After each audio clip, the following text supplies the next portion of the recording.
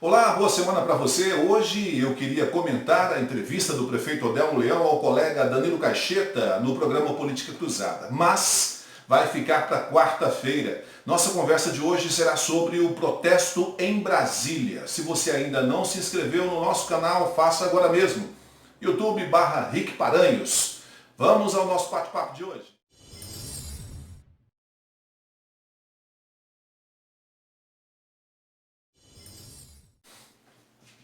Quem me acompanha nas redes sociais sabe que eu priorizo analisar os fatos ligados à Uberlândia, ao Triângulo Mineiro e a Minas Gerais. Mas hoje eu vou falar sobre o Brasil, vou abrir essa sessão. Ontem, incentivado por um protesto antidemocrático de defensores do governo na porta do Palácio do Planalto em Brasília, o presidente Jair Bolsonaro disse o seguinte: peço a Deus que não tenhamos mais nenhum problema essa semana, porque chegamos ao limite, não tem mais conversa.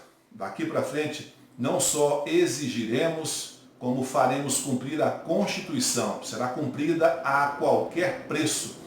Ela tem dupla mão, não é só uma. O presidente disse ainda: tenho certeza de uma coisa. Nós temos o povo ao nosso lado. Nós temos as Forças Armadas ao lado do povo, pela lei, pela ordem, pela democracia e pela liberdade.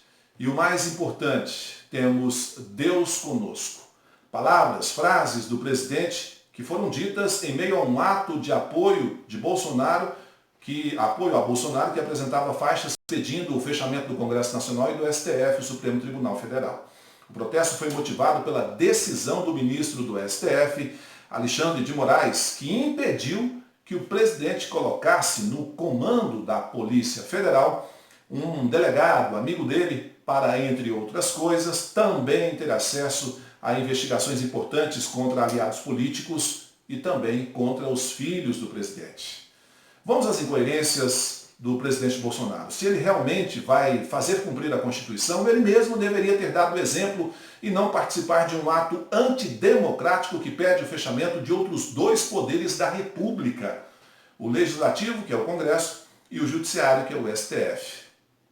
Inclusive, é bom a assessoria jurídica do governo dizer ao presidente que o STF é o guardião da Constituição. Se alguém a desobedece, mesmo que seja o presidente, o STF, uma vez provocado por um partido, pela OAB, por instituições, por entidades, o STF é obrigado a fazer o controle constitucional como fez. Ele não pode se negar. Eu li o mandado de segurança e não enxerguei abuso algum do ministro Alexandre de Moraes. Da mesma forma que não houve abuso quando Lula foi impedido de assumir o Ministério da Casa Civil no governo Dilma, também pelo STF. Além disso, o caso será agora analisado pelo plenário da Corte Suprema do país, que pode mudar a decisão ou confirmá-la. As instituições democráticas e a sociedade não podem aceitar que o presidente faça ameaças contra a democracia dessa forma. Se Bolsonaro avalia que o modelo que temos hoje não é o ideal, que ele defenda uma Assembleia Nacional Constituinte para reformar o que está ruim nos três poderes: o Legislativo, o Executivo e o Judiciário. Não pode flertar com um possível golpe com apoio dos militares, como ele sinalizou na sua fala ontem, depois de participar no sábado de reuniões com comandantes das Forças Armadas e também generais ministros da Defesa, da Casa Civil e de outros ministérios. Bolsonaro tem um time de generais no núcleo duro do governo, mais próximo a ele. Mas é bom lembrar que uma parte do Exército não quer ligações com o governo, não compartilha com as ideias do presidente, inclusive o comandante do Exército, Edson Leal Punhol.